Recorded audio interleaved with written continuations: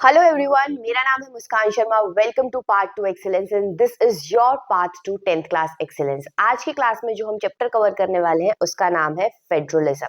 तो सबसे पहले विदाउट वेस्टिंग टाइम फेडरलिज्म होता क्या है इस डेफिनेशन को क्लियर कर लेते हैं। तो फेडरलिज्म, जैसा कि हमने पावर शेयरिंग के चैप्टर में भी कवर किया था, कि जब हम वर्टिकली पावर को डिवाइड करते हैं, यानी कि सबसे पहले हमारे पास कौन सी सरकार होती है, सबसे पूरे कंट्री की जो सरकार होती है उसे हम क्या बोलते हैं, सेंट्रल गवर्नमेंट। स्टेट लेवल पे जो गवर्नमेंट होती है उसे हम क्या बोलते हैं, स्टेट गवर्नमेंट। अब स्टेट के अंदर भी बहुत से डिस्ट्रिक्ट्स होते हैं, बहुत से ब्लॉक्स होते हैं और विलेजेस होते हैं। तो जो डिस्ट्रिक्ट लेवल पे जो आपकी गांव में अगर बात करूं तो पंचायत, और शहरों में बात करूं तो म्युनिसिपैलिटी यानी कि लोकल गवर्नमेंट होती है। तो इस तरीके से जो पावर का डिवीजन होता है ऊपर से लेके नीचे तक, यानी सेंटर के बाद स्टेट, स्टेट के बाद लोकल गवर्नमेंट तक, इसी को हम क्या बोलते हैं, federalism. So federalism is the vertical division of power. ठीक है, जब पावर को डिवाइड किया जाए डिफरेंट लेवल्स ऑफ गवर्नमेंट के बीच में। ओके, एक सेकेंड।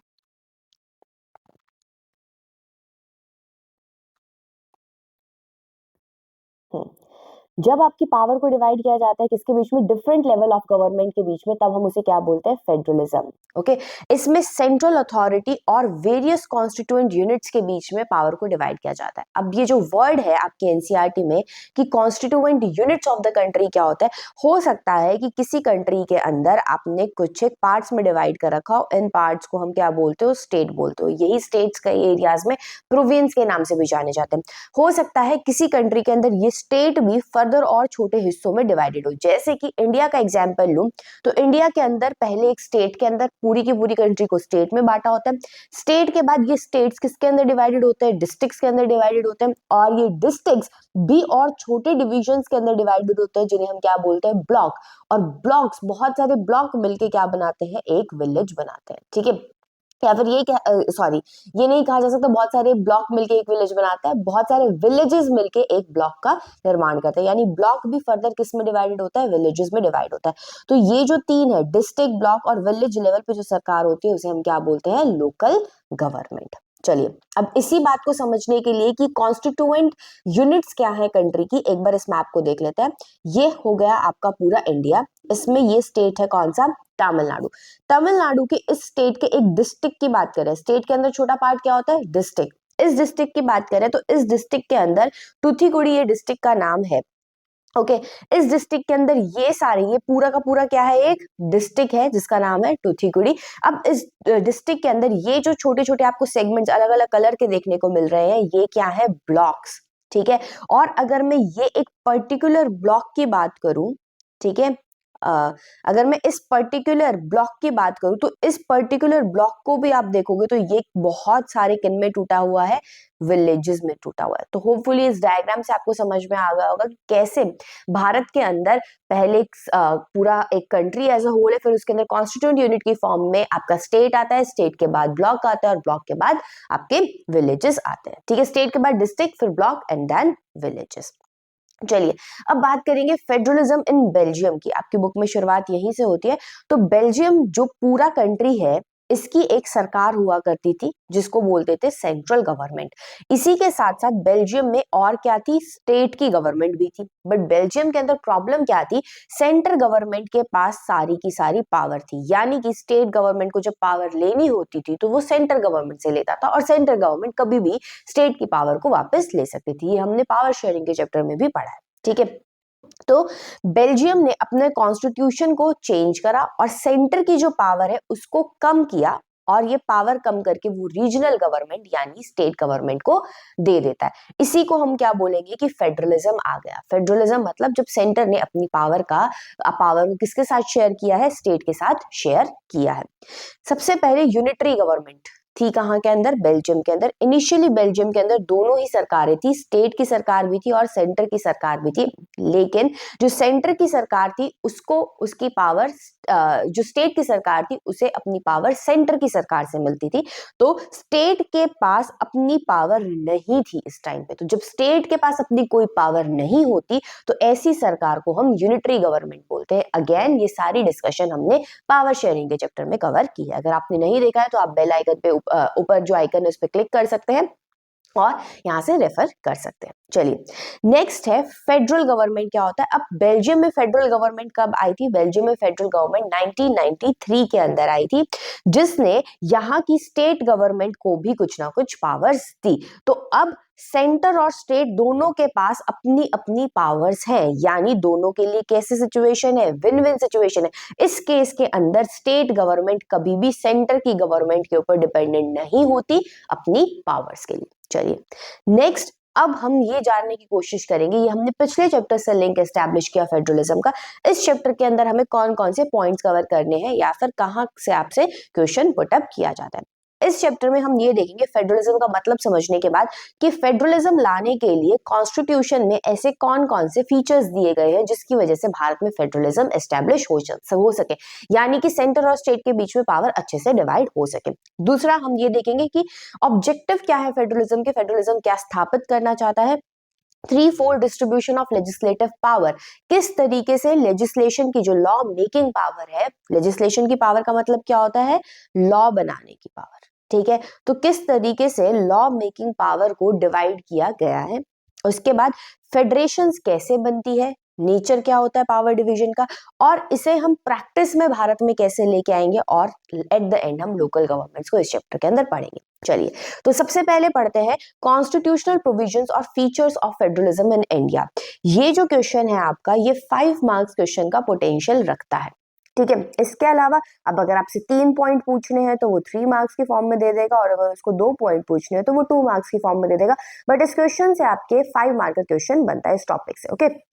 तो क्वेश्चन क्या है कि क्या कॉन्स्टिट्यूशनल प्रोविजंस या फीचर्स है फेडरलिज्म के इंडिया के अंदर, यानी कॉन्स्टिट्यूशन में ऐसी कौन कौन सी बातें लिखी गई जिसकी वजह से फेडरलिज्म स्थापित हो सके, यानी सेंटर और स्टेट के बीच में पावर क्या करी जा सके? डिवाइड करी जा सके, ठीक है।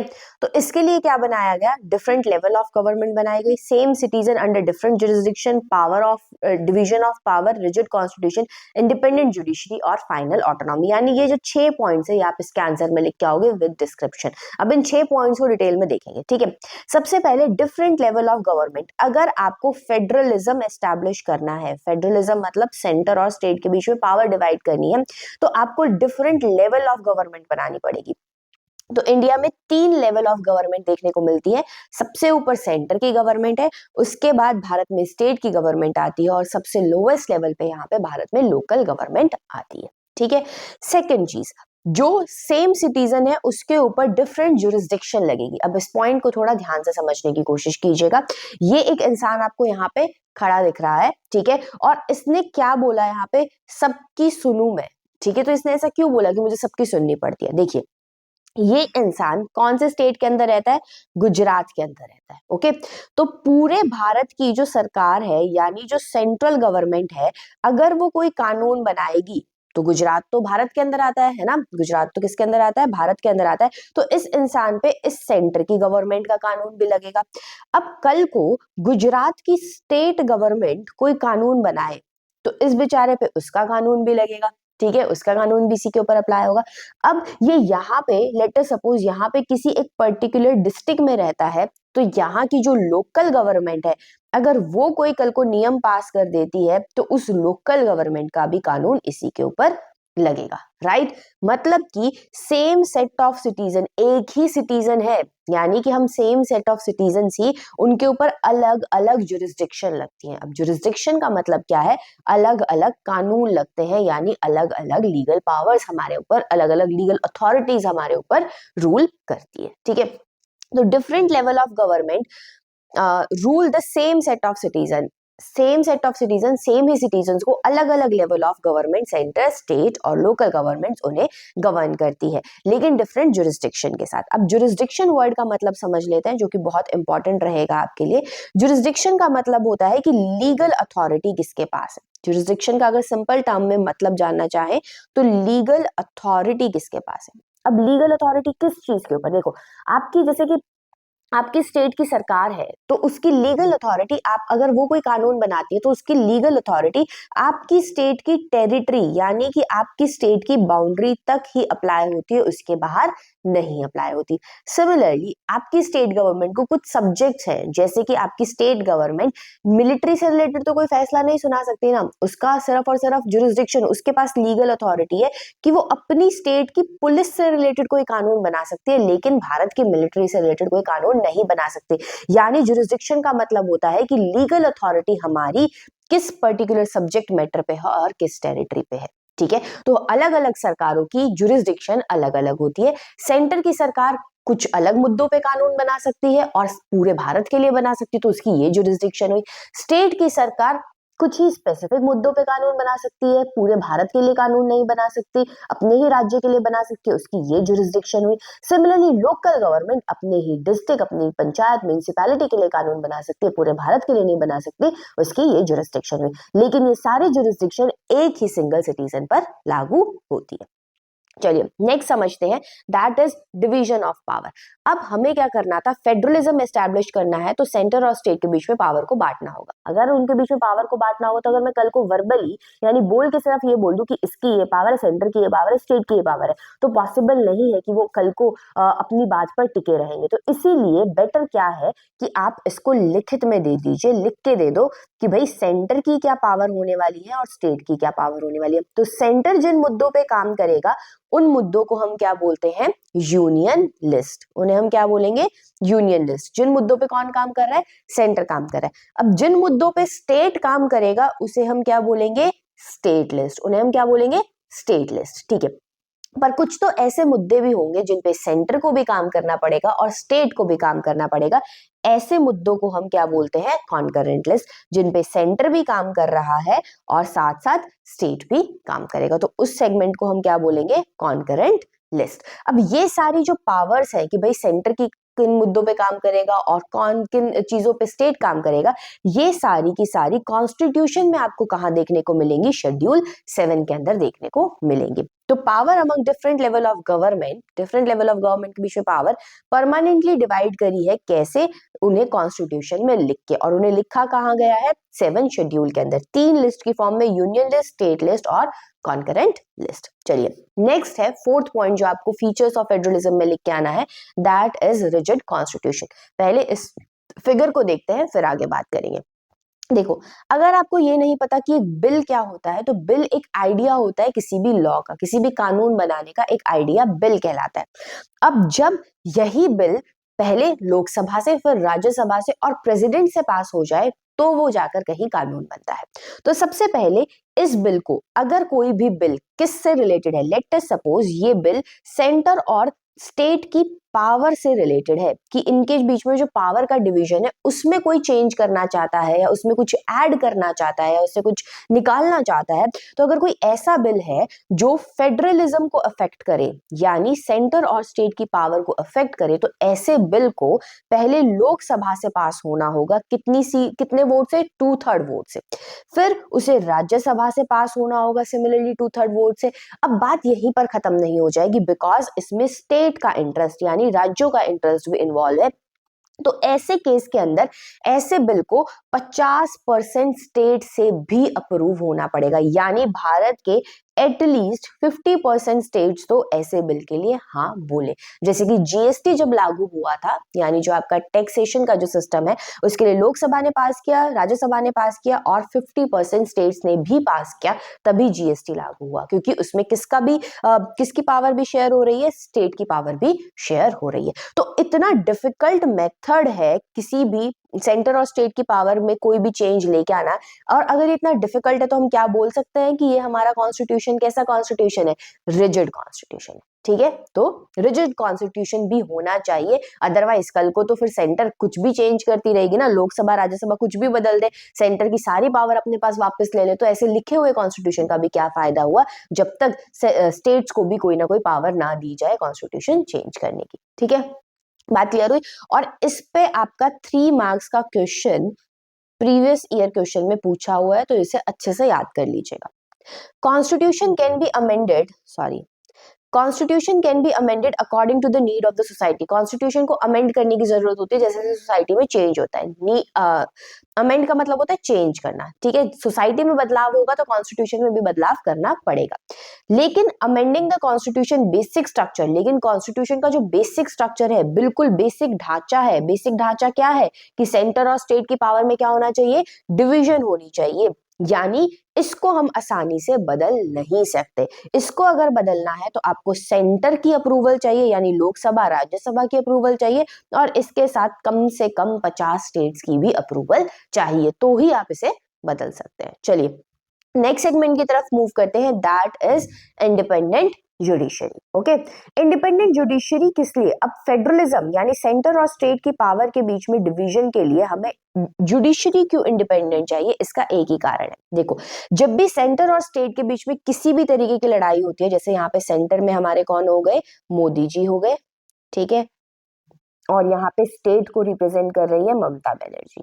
ओके, जब इन दोनों में किसी भी तरीके की लड़ाई होगी तो फैसला कौन करता है, सुप्रीम कोर्ट के जज इस चीज का फैसला करता है। तो जब ऐसा है कि सेंटर और स्टेट की लड़ाई में सुप्रीम कोर्ट के जज इसका फैसला करेंगे, तो ऐसे केस में आपकी जुडिशरी को इंडिपेंडेंट होना बहुत जरूरी है। इंडिपेंडेंट मतलब ना तो वो मोदी जी के या फिर ममता बनर्जी के डर से कोई काम करे, या ना ही कि उनके किसी फेवर की वजह से उनकी तरफ फैसला सुना। इसीलिए हमारी जुडिशरी को क्या होना जरूरी है, इंडिपेंडेंट होना जरूरी है। देखो, इंडिपेंडेंट जुडिशरी इंपॉर्टेंट है बिकॉज किस लिए, सुप्रीम कोर्ट डिस्प्यूट को सॉल्व करती है सेंटर और स्टेट के बीच में होने वाले, जब भी कोई सेंटर और स्टेट के बीच में कोई भी लड़ाई झगड़ा होता है तो उस केस में सुप्रीम कोर्ट ही उसे सॉल्व करती है और एक एम्पायर की तरह काम करती है।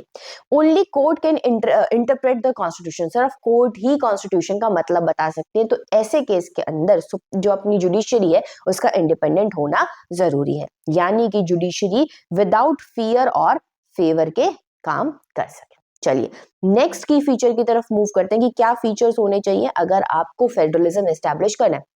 अब लेट अस सपोज आपने दो बच्चों के बीच में पावर डिवाइड कर दी कि आप ये काम करेंगे और आप ये काम करेंगे, ये दो बच्चे सेंटर और स्टेट ही है, ठीक है, लेकिन आपने इनको पैसा नहीं दिया, सारा का सारा पैसा सेंटर के हाथ में और स्टेट के हाथ में कोई पैसा नहीं है, तो बिना पैसे वो काम कैसे करेगा, नहीं कर सकता ना। इसीलिए सेंटर को और स्टेट को दोनों को ही फाइनेंशियल ऑटोनॉमी प्रोवाइड करी जानी चाहिए, यानी कि दोनों ही अपने अपने बेसिस पे टैक्स कलेक्ट कर सके और अपने पास पैसा रख के उस चीज को यूज करके काम कर सके। इसीलिए अगर आपको फेडरलिज्म एस्टैब्लिश करना है तो फाइनेंशियल ऑटोनॉमी भी बहुत इंपॉर्टेंट है, ठीक है।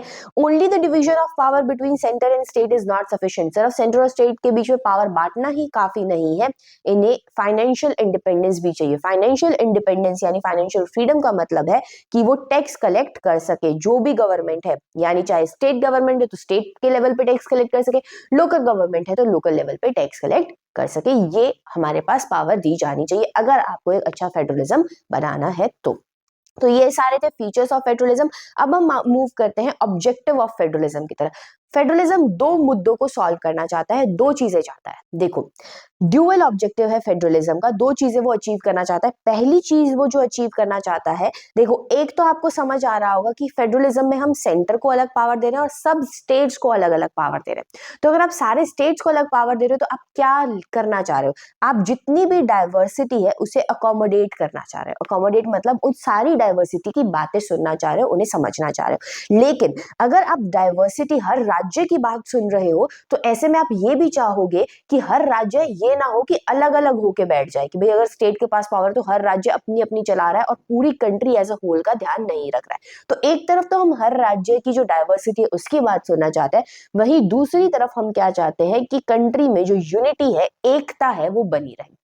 अब कंट्री में ये एकता बनाने का काम सेंटर का होता है और डाइवर्सिटी बनाने का काम स्टेट का होता है। तो जब यूनिटी बनाने की बात आएगी तो यूनिटी तभी पॉसिबल है जब सेंटर और स्टेट कुछ बातों पे एग्री करे, यानी सेंटर और स्टेट कुछ बातों पे इस बात के लिए एग्री करे कि ठीक है ये आपके काम है, ये आप करेंगे, ये मेरे काम है, ये मैं करूंगा, और कल को हम इन्हीं बातों पर अबाइड करेंगे, यानी इन्हीं बातों को ध्यान में रखते हुए काम करेंगे। ये नहीं है कि हम अपनी बात से पीछे मुकर जाएंगे, ठीक है। तो ट्रस्ट की वजह से ही ये एग्रीमेंट चलता है। तो सेकंड ऑब्जेक्टिव है कि safeguard and promote the unity of the country. ये कैसे पॉसिबल होता है? By agreeing some rules of power sharing between all level of the government. जब सारी लेवल ऑफ गवर्नमेंट कुछ रूल्स को शेयर करने के लिए एग्री करती है कि हाँ इन रूल्स को हम मानेंगे, और ये रूल्स को मानते वक्त वो एक दूसरे की तरफ क्या शो करते हैं? ट्रस्ट शो करते हैं। ठीक है, तभी ये चीज पॉसिबल है। चलिए नेक्स्ट टॉपिक की तरफ मूव करते हैं, और इससे आपके काफी क्वेश्चंस पूछे भी गए हैं। That is three fold distribution of legislative power. Three fold distribution आ जाता है, या फिर कई बार सवाल आ जाता है कि डिस्ट्रीब्यूशन ऑफ लेजिस्लेटिव पावर। सबसे पहले लेजिस्लेटिव पावर का मतलब समझ लेते हैं। लेजिस्लेटिव पावर का मतलब होता है लॉ मेकिंग। ठीक है, यानी कानून बनाने की पावर जो दी जाती है। ओके अब हमें पता है कि आपके पास तीन लेवल ऑफ गवर्नमेंट है, सेंटर है, स्टेट है, लोकल गवर्नमेंट है। बट हम यहाँ पर किसकी बात नहीं करेंगे? लोकल गवर्नमेंट की बात नहीं करेंगे। हम बात करेंगे सेंटर और स्टेट गवर्नमेंट के बीच में कैसे पावर डिवाइड की जाती है। अभी हमने पिछली ही कुछ स्लाइड्स में पढ़ा था कि सेंटर को जो पावर दी जाएगी उसको एक लिस्ट में लिख दिया जाएगा, जिस लिस्ट को क्या बोला जाएगा? यूनियन लिस्ट, यानी ऐसी लिस्ट जिसपे कौन काम करेगा? सेंटर काम करेगा। स्टेट लिस्ट यानी ऐसी लिस्ट जिसपे कौन काम करेगा? स्टेट काम करेगा। ठीक है, तो पहले यूनियन लिस्ट पढ़ लेते हैं। यूनियन लिस्ट क्या होगी? Union alone can make laws on the subject mention. इस लिस्ट में जो भी सब्जेक्ट मेंशन है, यानी जो भी काम दिए गए उस पर सिर्फ और सिर्फ कौन कानून बनाएगा? यूनियन यानी सेंटर कानून बनाएगा। अब इसमें कैसे सब्जेक्ट होंगे? सोचने की बात है। यूनियन यानी सेंटर की सरकार पूरे देश को रिप्रेजेंट करती है, तो इसमें ऐसे सब्जेक्ट्स होंगे जो किसके इंपॉर्टेंस के होंगे?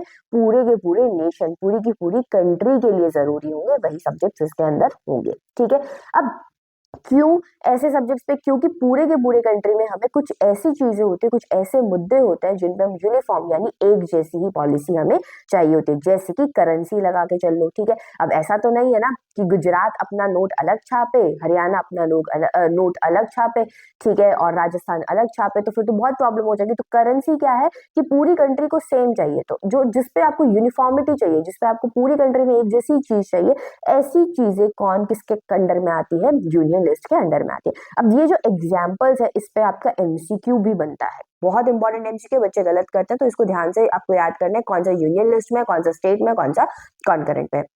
तो यूनियन लिस्ट में कौन कौन से सब्जेक्ट होंगे? देखो, डिफेंस यानी कि आपका जितना भी मिलिट्री से रिलेटेड है, फॉरेन अफेयर्स, किसी और कंट्री के साथ कुछ डीलिंग करनी है, बैंकिंग जैसे कि आपका एसबीआई बैंक पर, जितने भी बैंक्स हैं वो किसके अंडर आते हैं? आपके सेंटर लिस्ट के अंदर यानी यूनियन लिस्ट के अंदर आता है। कम्युनिकेशन, कोई भी नेटवर्क एस्टेब्लिशमेंट है, इंटरनेट हुआ, वो सारा किसके अंदर आता है? आपका अगेन यूनियन लिस्ट के अंदर आता है। और हमने बात कर ली किसकी? करेंसी की, ये भी किसके अंदर आती है? आपकी यूनियन लिस्ट के अंदर आती है। Next we will talk about state list. State list मतलब ऐसे इस लिस्ट में जितने भी सब्जेक्ट मेंशन होंगे उस पे कानून सिर्फ और सिर्फ कौन बना सकता है? स्टेट बना सकता है, और कोई इस पे कानून नहीं बना सकता। इसके अंदर कैसे मैटर होंगे? जो स्टेट की इंपॉर्टेंस के मैटर होंगे, पूरी कंट्री की इंपॉर्टेंस के नहीं होंगे, यानी लोकल इंपॉर्टेंस के जो मैटर होंगे वो इसके अंदर आएंगे। जैसे कि हर कंट्री, हर एक स्टेट की क्या होती है? अलग से पुलिस होती है, तो पुलिस आ गया। ट्रेड, हर एक स्टेट का अलग से क्या होता है? व्यापार होता है। कॉमर्स, ठीक है, वो भी हर एक स्टेट का क्या हो सकता है? डिफरेंट हो सकता है। एग्रीकल्चर, अब किसी स्टेट में किसी तरीके की फसल उगाई जाती है तो किसी में किसी तरीके की उगाई जाती है, तो इसीलिए एग्रीकल्चर किसका सब्जेक्ट है? स्टेट का सब्जेक्ट है। और एग्रीकल्चर को करने के लिए हमें क्या चाहिए होता है? इरिगेशन चाहिए होता है, तो ये भी किसका सब्जेक्ट है? आपका स्टेट का सब्जेक्ट है। होपफुली यहां तक याद हो गया होगा। अब नेक्स्ट की तरफ मूव करते हैं, थ्री फोल्ड डिस्ट्रीब्यूशन को ये कंटिन्यू करेंगे। इसमें थर्ड है आपका कॉन्करेंट लिस्ट। अब कुछ ऐसे भी मुद्दे होते हैं जो पूरी कंट्री के लिए भी जरूरी होते हैं और एक स्टेट के लिए भी जरूरी होते हैं, तो ऐसे मुद्दों पर कानून कौन बनाता है? दोनों ही बनाते हैं, सेंटर भी बना सकता है और स्टेट गवर्नमेंट दोनों ही लॉ बना सकता है। तो ऐसे सब्जेक्ट्स किसके अंदर लिखे होते हैं? आपके कॉन्करेंट लिस्ट के अंदर।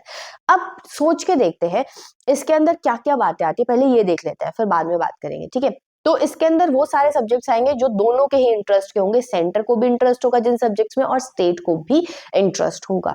लेट अस सपोज इसके अंदर क्या क्या आता है? एजुकेशन इसके अंदर आती है। ठीक है, तो एजुकेशन के ऊपर यानी कि आपकी पढ़ाई के ऊपर कानून सेंटर की सरकार भी बना सकती है और आपकी स्टेट की सरकार भी बना सकती है। ठीक है, उसके बाद फॉरेस्ट, उसके ऊपर भी सेंटर की सरकार भी बना सकती है, स्टेट की सरकार भी बना सकती है। ट्रेड यूनियन के ऊपर भी सेंटर और स्टेट दोनों की सरकार बना सकती है। देखिए, जो ट्रेड है वो किसके अंदर आता है? स्टेट लिस्ट के अंदर आता है, बट ट्रेड यूनियन किसके अंदर आता है? कॉन्करेंट लिस्ट के अंदर। ये एक गलती है जो बच्चे मोस्टली करते हैं, इसको थोड़ा सा अवॉइड कीजिएगा।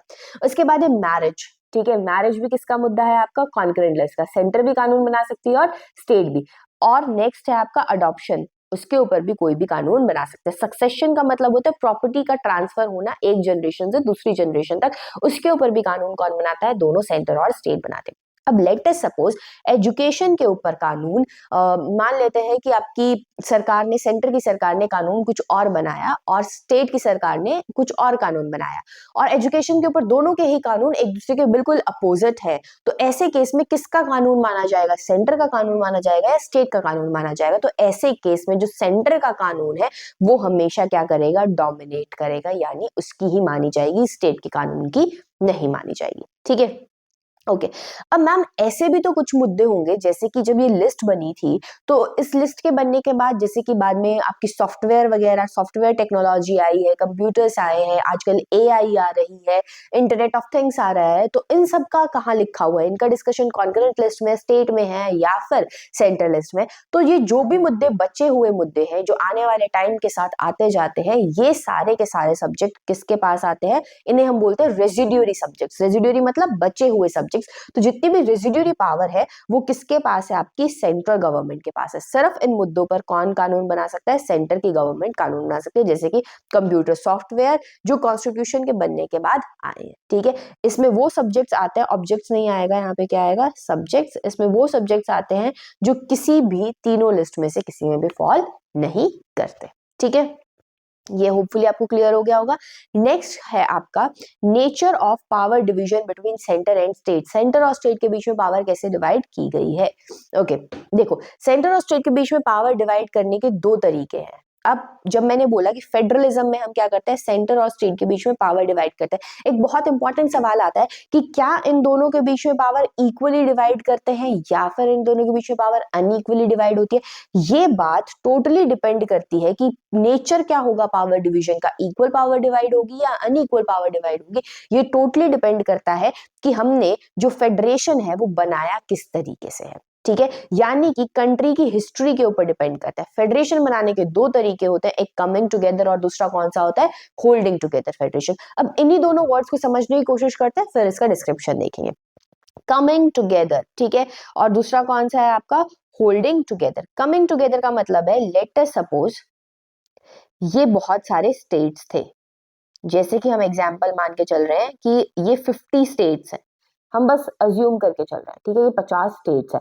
अब ये स्टेट अलग अलग थे, स्टेट नंबर 1 2 3 4 अलग अलग थे, लेकिन इन्होंने ये फाइंड आउट किया कि भाई ये एरिया वाइज बहुत छोटे हैं। ठीक है, तो इनके पास सिक्योरिटी इतनी ज्यादा अच्छी नहीं है, इनके पास रिसोर्सेज इतने बेटर नहीं है, अगर ये इंडिविजुअली अलग अलग काम कर रहे हैं। तो इन्होंने क्या डिसाइड किया कि क्यों ना ऐसा करें हम, एक सेकेंड, कि क्यों ना ऐसा करें हम कि हम सब इकट्ठे हो जाएं। ठीक है, एक साथ आ जाएं।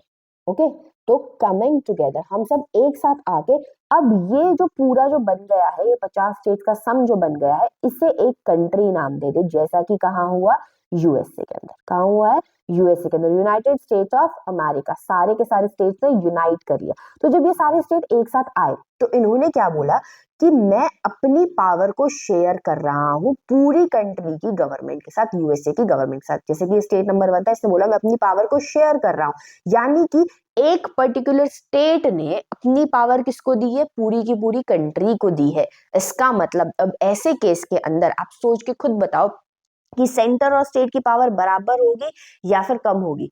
ऑब्वियस सी बात है, जब स्टेट ने अपनी पावर सेंटर को दी है तो स्टेट के पास पावर ज्यादा होगी as compare to complete of the country. ठीक है, ये बात क्लियर हुई। तो इसको बोलते हैं कमिंग टुगेदर फेडरेशन। दूसरा होता है होल्डिंग टुगेदर। होल्डिंग टुगेदर का मतलब होता है ये पूरी की पूरी एक कंट्री थी, अब इस कंट्री को मैंने कुछ हिस्सों में बांट दिया, कुछ हिस्सों में बांट के अलग अलग नहीं किया है, मैंने स्टेट्स बना दिए बाउंड्रीज बना के।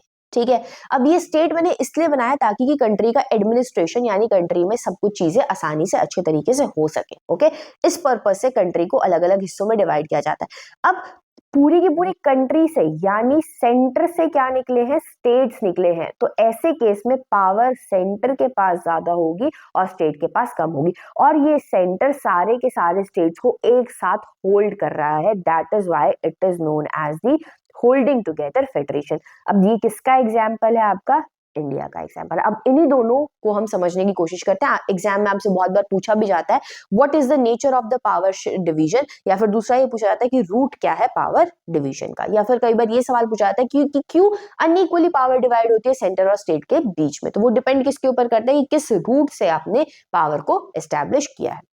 तो सबसे पहले पढ़ते हैं कमिंग टुगेदर फेडरेशन, जैसे कि यूएसए है। इसमें इंडिपेंडेंट स्टेट जो अलग अलग स्टेट्स हैं वो एक साथ आते हैं और एक क्या बनाते हैं, बिग यूनिट बनाते हैं।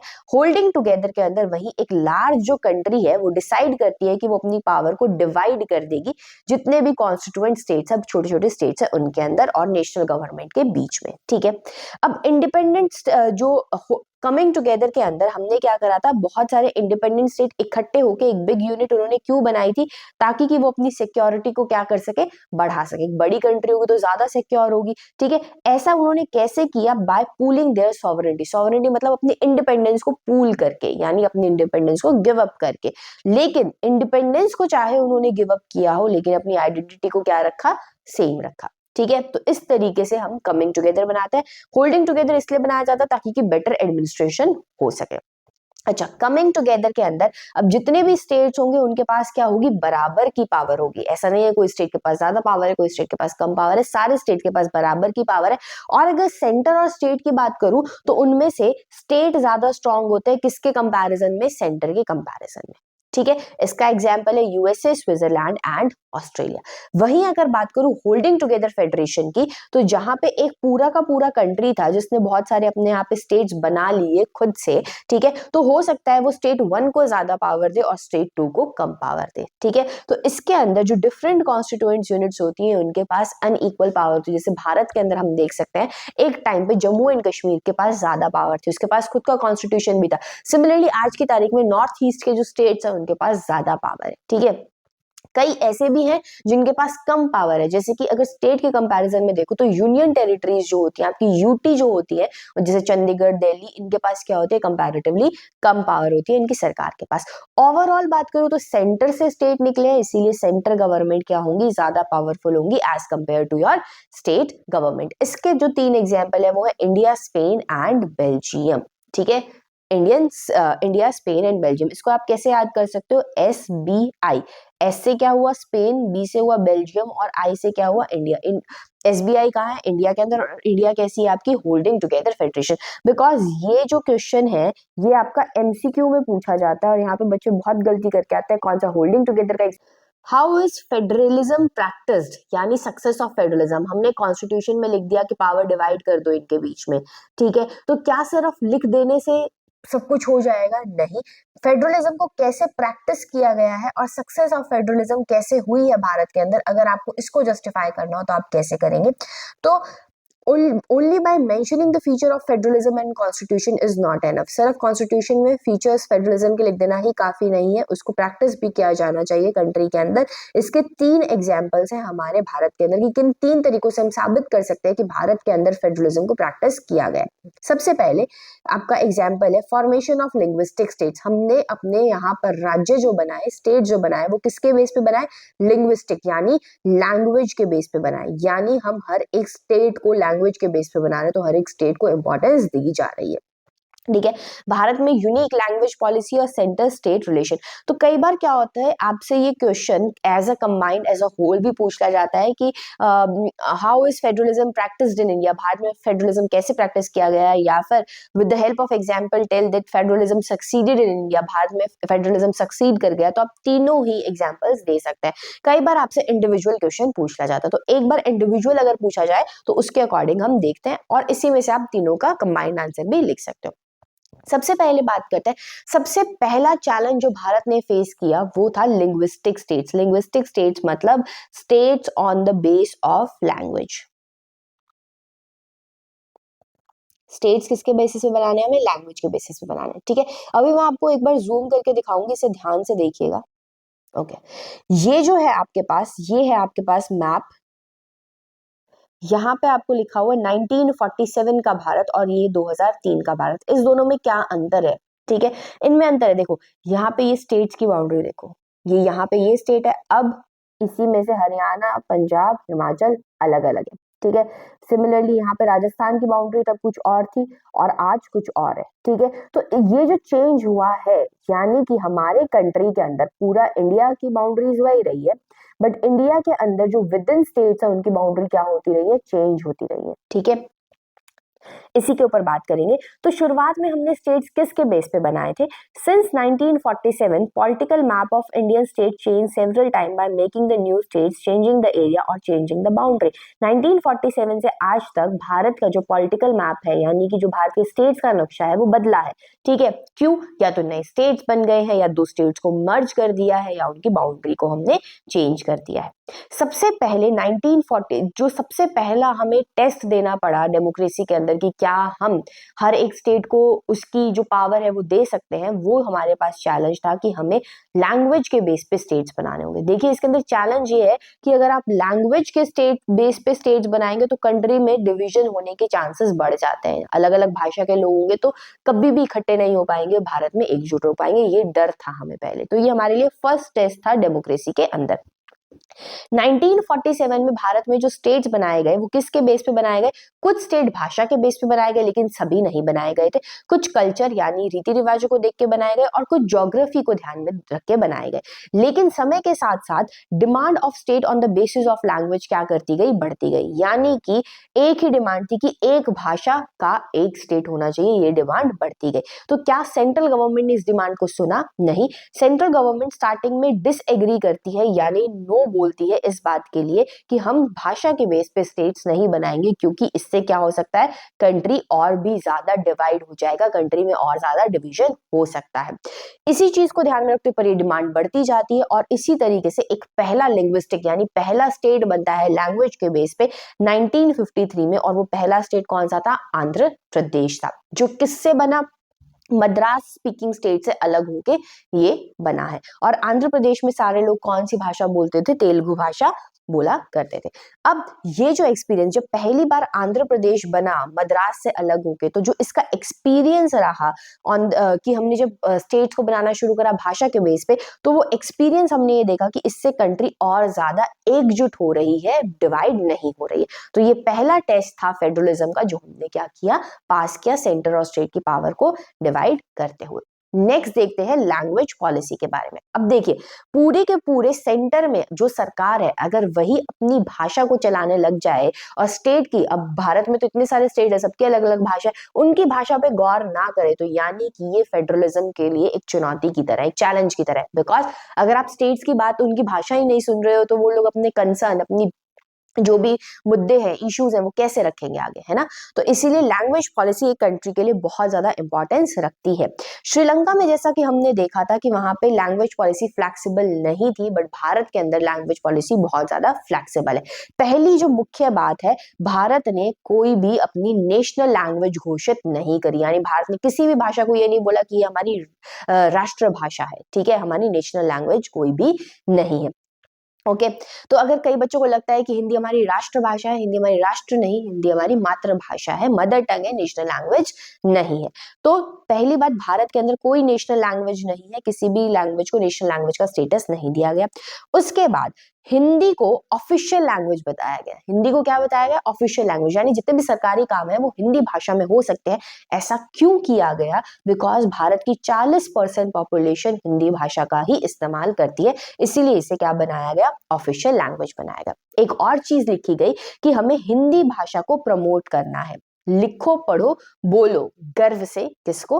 हिंदी को। अब इसे प्रमोट करने के लिए काम कौन करता है? आपकी सेंटर की सरकार ही करती है। लेकिन क्या अब अपनी भाषा को प्रमोट करने के लिए, जैसे यहाँ पे लिखा हुआ है, लिखो, पढ़ो, बोलो गर्व से हिंदी को, तो क्या यही चीज हम जो नॉन हिंदी स्पीकिंग स्टेट्स हैं, यानी कि नॉन हिंदी जो स्टेट्स हैं, उनके ऊपर भी फोर्स कर सकते हैं? नहीं, कोई जबरदस्ती हम उनके ऊपर नहीं कर सकते। जब आप हिंदी भाषा को प्रमोट कर रहे हो तो आप नॉन हिंदी स्पीकिंग स्टेट्स यानी तमिलनाडु, जो भी आपके साउथ के स्टेट्स हैं, उनके ऊपर आप इसको फोर्स नहीं कर सकते। इससे साफ साफ पता चलता है कि भारत में फेडरलिज्म यानी सेंटर और स्टेट के बीच में पावर का डिवीजन स्ट्रांग है।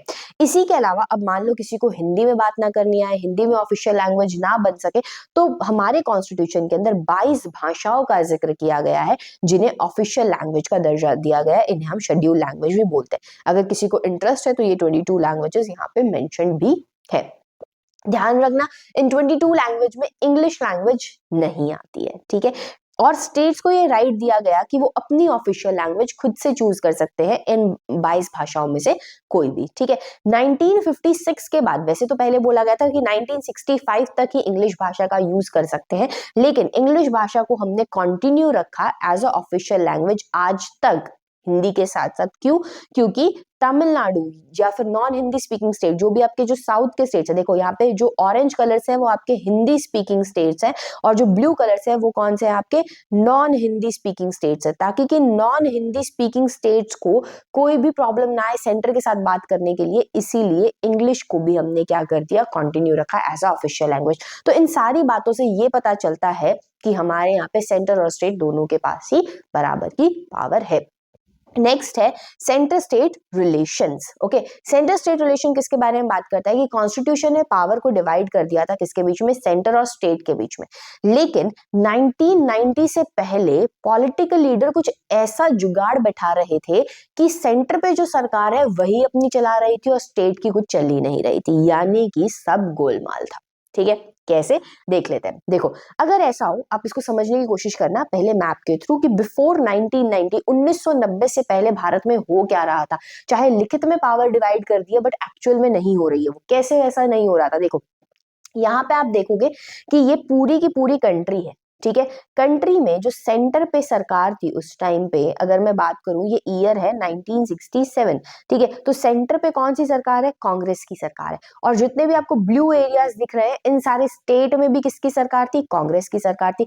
यानी कि सेंटर की कांग्रेस की सरकार जो बोले, स्टेट चाहे राजस्थान है, गुजरात है, जम्मू कश्मीर है, ठीक है, कर्नाटका है, मध्य प्रदेश, महाराष्ट्र है, आंध्र प्रदेश है, इन सबकी कांग्रेस की सरकार भी वही सुनेगी। यानी यहाँ की स्टेट की सरकार तो अपना मुंह नहीं खोलेगी, फिर क्या फायदा हुआ सेंटर स्टेट की पावर को डिवाइड करने का, है ना। तो ये एक प्रॉब्लम हमें बहुत ज्यादा फेस करने को मिल रही थी कि क्या फायदा है फिर सेंटर और स्टेट की पावर को डिवाइड करने का, अगर सेंटर को, स्टेट पे भी अपनी सरकार है उसकी और वो अपनी ही चला रही है वहां पे, ठीक है। तो same party ruled at centre and at centre, same party rule करती थी सेंटर पे भी और मोस्ट ऑफ द स्टेट्स के अंदर भी, जिसकी वजह से स्टेट गवर्नमेंट इंडिपेंडेंटली अपने मन चाहे तरीके से काम नहीं कर सकती है, ठीक है। अगर अगर मान लो, अब जैसे आप बोलोगे लेकिन मैम यहाँ पे तो जैसे आप यूपी में देखो, ठीक है, या फिर आप क्या देखो मध्य प्रदेश उड़ीसा वाले एरिया में देखो, यहाँ पे तो क्या है? कांग्रेस की सरकार नहीं है, तो यहाँ पे कांग्रेस की सरकार नहीं है, तो यहाँ वाली सरकार अपनी चला ले। बट क्या होता था उस टाइम पे 1990 से पहले, ये किस्से बहुत देखने को मिले हैं कि अगर रूलिंग पार्टी, सॉरी, अगर रूलिंग पार्टी की सरकार सेंटर पे, जो सेंटर पे रूलिंग पार्टी है, लेट अस सपोज कांग्रेस है, मैं कोई सपोजिशन ही बता रही हूँ, कोई इंसिडेंट नहीं है, कांग्रेस है, और स्टेट के अंदर लेट अस सपोज कोई डिफरेंट सरकार है, मान लेते हैं बीजेपी की सरकार है, तो ये जो सेंटर की जो सरकार है, कांग्रेस की सरकार, वो पूरा जोर शोर लगा देगी कि बीजेपी की सरकार को यहाँ से रिमूव कर दिया जाए। अब स्टेट की सरकार को आप कैसे रिमूव करोगे? यहाँ पे स्टेट इमरजेंसी लगाकर, क्या लगाकर? State emergency. जब भी स्टेट इमरजेंसी लगती है तो उस केस के अंदर सारी की सारी पावर किसके पास आ जाती है? सेंटर के पास। तो इस तरीके से सेंटर अपनी पावर को मिसयूज कर रहा था और फेडरलिज्म के ऊपर ये एक चैलेंज था। तो ये सब गोलमाल हो रहा था उस टाइम पे। लेकिन फिर क्या करा जाता है? 1990 के बाद से फेडरलिज्म को स्ट्रॉन्ग किया जाता है। अब फेडरलिज्म को स्ट्रॉन्ग कैसे करोगे? इस प्रॉब्लम को सॉल्व कैसे करोगे? इस प्रॉब्लम का सॉल्यूशन तब निकला जब बहुत ज्यादा रीजनल पार्टीज बनने लगी। रीजनल मतलब कि स्टेट के अंदर पार्टी बनने लगी। अब भारत के अंदर जैसे कि वेस्ट बंगाल है, तो अब भारत के अंदर वेस्ट बंगाल के अंदर कांग्रेस की सरकार नहीं आएगी, अब यहाँ पे ममता बनर्जी की सरकार आ रही है, ठीक है। और वो सेंटर में नहीं बन रही है ममता बनर्जी की सरकार। ऐसे जैसे हमने आपका देखा कि आप, ठीक है, आम आदमी पार्टी की सरकार आपने पहले देखी थी कि दिल्ली में बनी है ना, बहुत बार बनी है, दिल्ली के लिए वो फेमस सरकार है।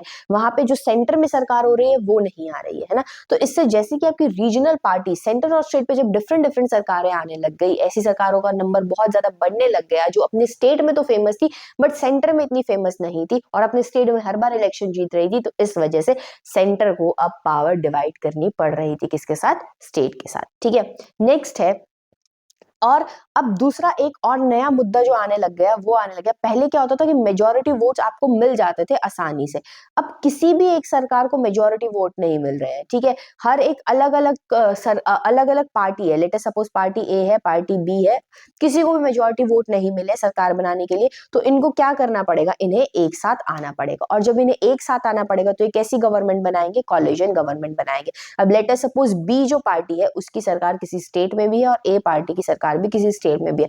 अब ये किसी और के स्टेट की जो पावर है उसको, उसके साथ कोई भी छेड़खानी नहीं कर सकते। तो due to lack of majority of single party coalition government form होने लगी सेंटर के अंदर, जिसकी वजह से भी पावर शेयरिंग इंश्योर होने लगे। तीसरी बात जो हम सबसे इंपॉर्टेंट मुद्दा देख रहे थे कि अगर सेंटर पे कोई सरकार है और स्टेट में कोई दूसरी सरकार है तो सेंटर की सरकार क्या करती थी, वहां पे स्टेट इमरजेंसी लगा के उस सरकार को हटा दिया करती थी। अब जो ये स्टेट इमरजेंसी आप लगा दिया करते थे उसको लगाना डिफिकल्ट बना दिया, मुश्किल बना दिया, किसने, सुप्रीम कोर्ट ने, ठीक है। जिसकी वजह से हमारी कंट्री में आज फेडरलिज्म अच्छे से चल रहा है। तो अब इमरजेंसी कोई भी आसानी से नहीं लगा सकता स्टेट के अंदर, ठीक है। तो ये टेस्ट था आपके फेडरलिज्म का जो पास किया गया। Next is decentralisation in India, ठीक है। नेक्स्ट जो आपका लास्ट टॉपिक है that is decentralisation in India, यानी थर्ड टायर ऑफ गवर्नमेंट की हम बात करेंगे।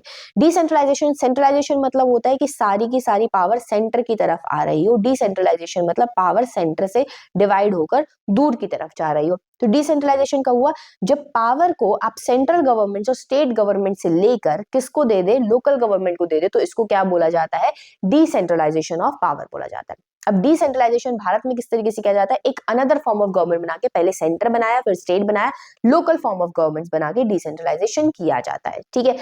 तो इससे जो लोकल गवर्नमेंट है उसको थर्ड टायर ऑफ गवर्नमेंट भी बोला जाता है। अब इस लोकल गवर्नमेंट के अंदर भी तीन हिस्से हैं, ठीक है। इसको थ्री टायर गवर्नमेंट इसलिए भी बोला जाता है बिकॉज देखो इसके अंदर तीन हिस्से, हमने क्या बोला था, एक स्टेट के अंदर क्या होता है, डिस्ट्रिक्ट होता है, उस डिस्ट्रिक्ट के अंदर क्या होता है, बहुत सारे ब्लॉक्स होते हैं, इस एक ब्लॉक के अंदर बहुत सारे क्या होते हैं, विलेज होते हैं, ठीक है। तो विलेज के लेवल पर जो सरकार होगी उसे क्या बोलेंगे, ग्राम पंचायत। ब्लॉक के लेवल पर जो सरकार होगी उसे बोलते हैं पंचायत समिति, और जो डिस्ट्रिक्ट के लेवल पर जो सरकार होगी उसे क्या बोला जाएगा, जिला परिषद, ठीक है। तो इस तरीके से जो लोकल गवर्नमेंट है ये सारी कंबाइंड करके क्या कहलाएगी, लोकल गवर्नमेंट। तो लोकल गवर्नमेंट के अंदर तीन हिस्से हैं, थ्री टायर्स है, जिला परिषद, पंचायत समिति एंड विलेज, ठीक है। अब ये कैसे होता है एक बार इसको समझ लेते हैं, ठीक है। लेट अस सपोज अब एक विलेज के लेवल पर क्या बनती है, आपकी ग्राम पंचायत बनती है। विलेज के लेवल पर कौन सी पंचायत होती है, ग्राम पंचायत। अब ये कैसे बनती है, विलेज को बहुत से हिस्सों में बांट दिया जाता है, इन हिस्सों को हम क्या बोलते हैं, वार्ड, ठीक है। एक वार्ड से एक इंसान को चुना जाएगा और ये जो चुना हुआ इंसान है इसको क्या बोला जाएगा, पंच, ठीक है। तो ऐसे बहुत से लोगों को हमने अलग अलग वार्ड से चुन लिया।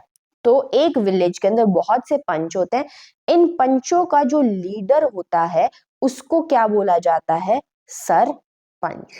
उसे क्या बोला जाएगा, सरपंच। तो इस ग्राम पंचायत में एक सरपंच और बाकी बहुत सारे क्या हो जाएंगे, पंच हो जाएंगे। इसी तरीके से इसमें भी एक पंच और बहुत सारे क्या, एक सरपंच और बहुत सारे क्या हो जाएंगे, पंच हो जाएंगे। होपफुली आपको ये बात समझ में आ गई होगी, ठीक है। इसको यहीं से समझ लेंगे एक बार, फिर इसके डिस्क्रिप्शन देखेंगे। तो हमने क्या यहाँ से इंटरप्रिटेशन निकाला कि ये एक विलेज था, ठीक है, ये एक विलेज है, इसको बहुत से किसके अंदर कन्वर्ट किया गया है, वार्ड के अंदर बांटा गया है, और यहाँ से आपका पंच इलेक्ट होके आएगा, ठीक है। अब ये जो ग्राम पंचायत है, हमें पता है कि बहुत सारे विलेजेस मिलकर एक क्या बनाते हैं, ब्लॉक बनाते हैं, ठीक है। तो एक जब ये ब्लॉक बनाएंगे तो इन मान लेते हैं ये तीन ही विलेजेस आते हैं एक ब्लॉक के अंदर। तो ये ब्लॉक की जो समिति बनेगी, ब्लॉक पे जो आपकी गवर्नमेंट बनेगी उसे हम क्या बोलेंगे, पंचायत समिति। ऐसे ही एक एक जो डिस्ट्रिक्ट होता है उसमें बहुत से ब्लॉक होते हैं, यानी बहुत सी क्या होंगी, पंचायत समिति। बहुत सी पंचायत समिति मिलके क्या बनाती हैं, आपकी जिला परिषद को बनाती है। चलिए अब इसको एक बार डिटेल में देख लेते हैं। अगर मैं बात करूं ग्राम पंचायत की, ओके, तो ईच विलेज और a group of village form the gram panchayat. एक विलेज की खुद की भी हो सकती है और कुछ विलेजेस का ग्रुप मिलके भी एक ग्राम पंचायत बना सकता है। इसके लिए विलेजेस को डिवाइड किया जाता है किसके अंदर, वार्ड्स के अंदर। एक पर्सन इलेक्ट होगा किससे, हर एक वार्ड से, ठीक है, एक वार्ड से, ये विलेज को मैंने वार्ड्स में डिवाइड कर दिया, एक पर्सन इलेक्ट होगा किससे, हर एक वार्ड से। इलेक्टेड जो पर्सन है, जो ये पर्सन है, इसको क्या बोला जाता है, पंच बोला जाता है। और इन्हीं पंचों में से, अब एक किससे इलेक्ट हुआ है, एक किससे इलेक्ट होगा, तो इन्हीं सभी पंचों में से एक को क्या बोला जाएगा, सरपंच बोला जाएगा, ठीक है। ग्राम पंचायत विलेज लेवल पर डिसीजन लेती है, जो भी ले जाने चाहिए। और ग्राम पंचायत में एक इंपॉर्टेंट बॉडी होती है जिसका नाम क्या होता है, ग्राम सभा। और इस ग्राम सभा पे 2 मार्क्स का क्वेश्चन बहुत ज्यादा फेमस है, पीवाईक्यू में पूछा जाता है। ग्राम सभा में कौन कौन लोग होते हैं, ग्राम सभा में जितने भी इस गांव के वोटर्स हैं, जिन्होंने वोट डाला है, वो सारे के सारे मेंबर होंगे किसका, ग्राम सभा का। इस ग्राम सभा का काम क्या है कि ये सुपरवाइज करे कि ग्राम पंचायत सही से काम कर रही है या नहीं कर रही है, यानी ये पंच और इनका सरपंच सही से काम कर रहा है या नहीं कर रहा है, उसको सुपरवाइज करती है। इसको सुपरवाइज यानी इसकी देखरेख करने के लिए एटलीस्ट ग्राम सभा को साल में 2 से 3 बार मिलना चाहिए, मीटिंग करनी चाहिए। एनुअल बजट, जो पूरे साल का बजट है, वो भी ग्राम सभा ही अप्रूव करके देती है। और ये रिव्यू भी करती है किसकी परफॉर्मेंस को, ग्राम पंचायत। ये भी परफॉर्मेंस कितना अच्छा परफॉर्म कर रही है नहीं कर रही है, उसको भी रिव्यू करने का काम कौन करती है, ग्राम पंचायत करती है। चलिए, नेक्स्ट लेवल है आपका कौन सा है, पंचायत समिति। पंचायत समिति कौन से लेवल पर होती है, ब्लॉक लेवल पर होती है। तो इसको क्या बोल सकते हैं, ब्लॉक समिति भी बोल सकते हैं, या इसे मंडल समिति भी बोला जा सकता है। तो 1 2 3, लेट अस सपोज एक विलेज में 3, एक ब्लॉक में 3 ही विलेजेस थे, तो ये सारे मिलकर क्या बनाएंगे, एक पंचायत समिति बनाएंगे, ठीक है। तो few gram panchayat group together to form the panchayat samiti. कुछ ग्राम पंचायत मिलकर क्या बनाती है, पंचायत समिति बनाती है। इसके लिए इलेक्शंस का जो मेथड होगा वो कौन करते हैं, जितने भी ग्राम पंचायत के मेंबर, अब इस पूरे एरिया में जितने भी ग्राम पंचायत के मेंबर आते हैं, वो इसका क्या करते हैं, इलेक्शन करने का काम करेंगे। नेक्स्ट इज जिला परिषद। जिला परिषद क्या है, अब हमने पता है कि एक पंचायत समिति एक ब्लॉक की, दूसरे ब्लॉक की, तीसरे ब्लॉक की, और ऐसे बहुत से ब्लॉक होंगे। इन सारे ब्लॉक्स को जब मिला दूं तो एक डिस्ट्रिक्ट बनता है, एक जिला बनता है, उससे क्या बनती है, आपकी जिला परिषद बनती है। यहाँ पे जे है, यहाँ पे जेड कर लेना, ठीक है। तो ऑल पंचायत कमिटी लिखा हुआ है, सॉरी इसमें थोड़े से एरर मिलेंगे। ऑल पंचायत समिति on block of block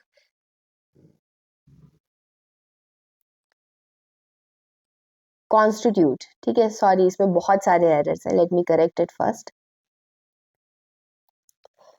all panchayat समिति, ठीक है, सारी की सारी पंचायत समिति एट ब्लॉक लेवल पर, ठीक है, कॉन्स्टिट्यूट करेंगी किसको, जिला परिषद को।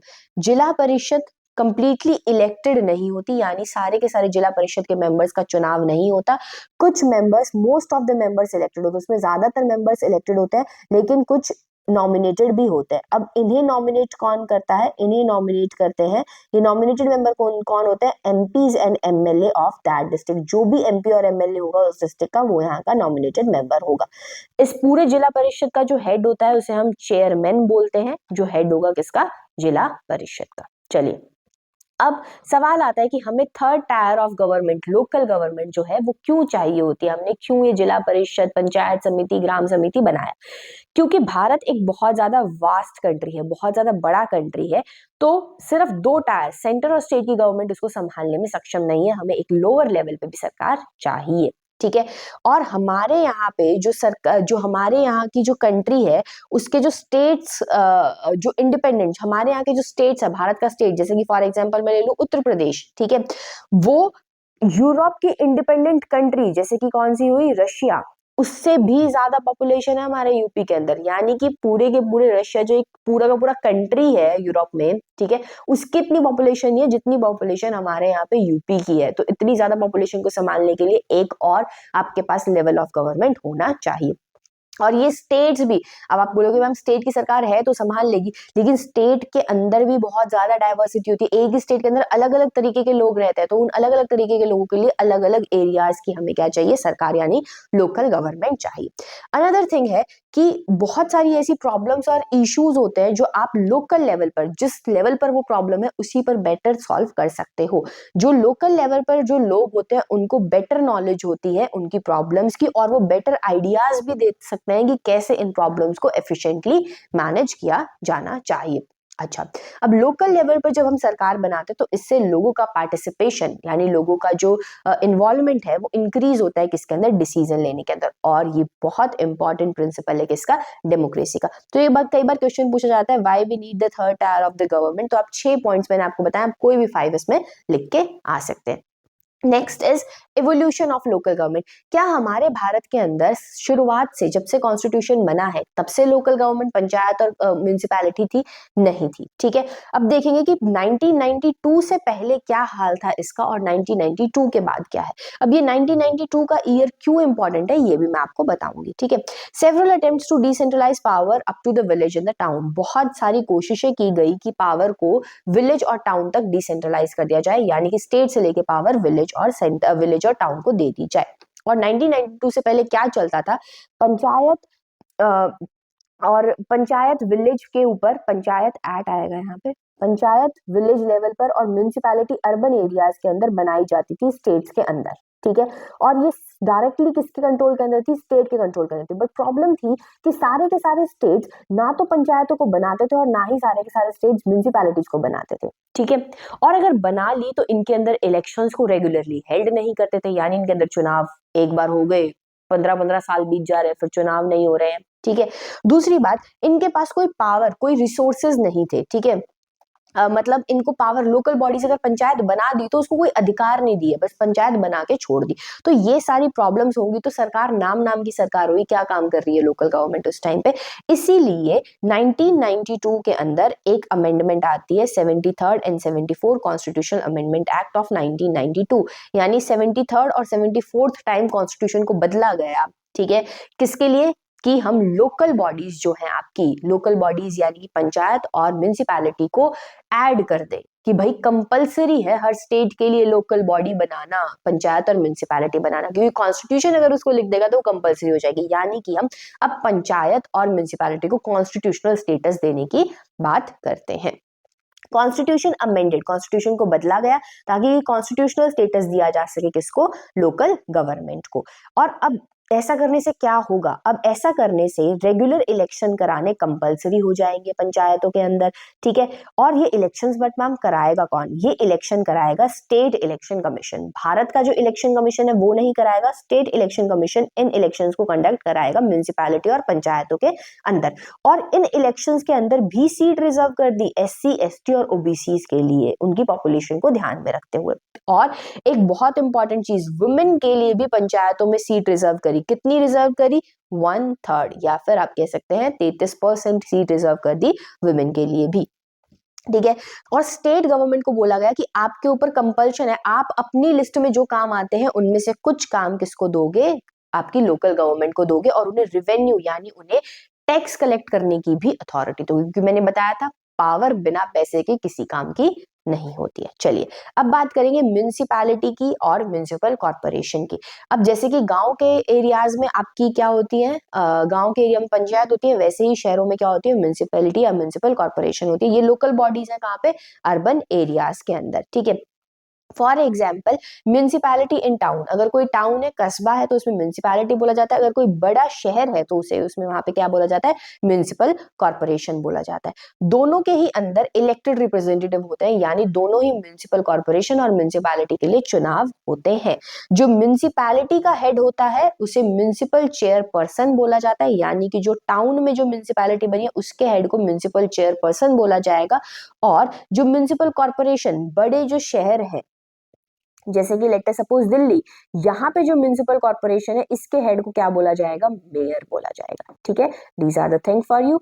लास्ट टॉपिक है आपका एनालिसिस ऑफ लोकल गवर्नमेंट। अगर मैं एनालाइज करूं कि क्या अच्छी बातें हुई लोकल गवर्नमेंट के अंदर और क्या क्या अभी भी चैलेंजेस हैं, तो क्या अच्छी बातें हुई, आप देख सकते हो कि बहुत ज्यादा लोग क्या करने लग गए हैं, पार्टिसिपेट करने लग गए हैं ग्राउंड लेवल के ऊपर, ठीक है। अप्रोक्सीमेटली 36 लाख रिप्रेजेंटेटिव, 36 लाख हमारे पास पंच और ये जो भी बाकी जितने भी हैं, मतलब इन सारे के सारे में लीडर्स हैं, म्यूनिसिपैलिटी और पंचायत को मिला के अगर मैं लीडर्स की बात करूं तो 36 लाख लीडर्स हमारे पास हैं।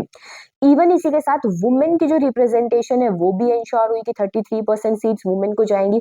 और सबसे इंपॉर्टेंट काम क्या हुआ, कॉन्स्टिट्यूशन ने स्टेटस दिया किसको, लोकल बॉडीज को, जिसकी वजह से वहां पे रेगुलर इलेक्शन हुए और बाकी सारे काम अच्छे से हो पा रहे हैं। लेकिन अभी भी कुछ चैलेंजेस हैं लोकल बॉडीज के पास। क्या चैलेंज है, हमने देखा था जो ग्राम पंचायत होती है उसमें एक बॉडी होती है ग्राम सभा। ग्राम सभा में कौन है, आप किसी गांव से बिलोंग करते हो, आपकी वोटिंग एज है, तो आप सारे वोटर्स उस गांव के ग्राम सभा बनाते हो। आप लोगों को बोला गया था, ग्राम सभा का काम ये था कि देखे कि ग्राम पंचायत सही से काम कर रही है या नहीं कर रही है, एनुअल बजट लेके आ रही है या नहीं लेके आ रही है। 2 से 3 बार आपको साल में मिलना था, बट प्रॉब्लम क्या है, ये ग्राम जो पंचायत है ये अपनी मीटिंग्स को रेगुलरली हेल्ड नहीं कर रही है, ठीक है। दूसरा क्या है, स्टेट गवर्नमेंट जो है, ये जो आप स्टेट की गवर्नमेंट देख रहे हो, ये अपनी पावर्स को ट्रांसफर नहीं कर रही है किसके पास, लोकल गवर्नमेंट के पास। ये बोल रही है सारी पावर मेरी, ठीक है। ये आपकी क्या है, स्टेट की गवर्नमेंट, सॉरी यहाँ पे लिखा नहीं जा रहा, कि आपकी स्टेट की गवर्नमेंट है, सारी पावर अपने पास रख रही है। इवन लोकल गवर्नमेंट के पास फाइनेंशियल कोई वो बात नहीं है, यानी लोकल गवर्नमेंट के पास पैसा नहीं है, फाइनेंशियल रिसोर्सेज नहीं है। तो ये कुछ एक एरियाज है जहां पे अभी भी स्कोप ऑफ इम्प्रूवमेंट है, आपकी लोकल गवर्नमेंट जहां पर इम्प्रूव कर सकती है। तो this is all about your chapter federalism. यहाँ पे हमने बहुत सारे सेगमेंट्स को कवर करा, होपफुली आपको समझ आया होगा। इसी के साथ अब तक हम जितने भी चैप्टर्स हैं आपके सिविक्स के वो कवर कर चुके हैं, कंप्लीट प्लेलिस्ट पूरी हो चुकी है, तो आप सिविक्स के जितने भी चैप्टर्स हैं उनको गो थ्रू कर सकते हैं। Till the time, stay healthy, keep learning, bye bye.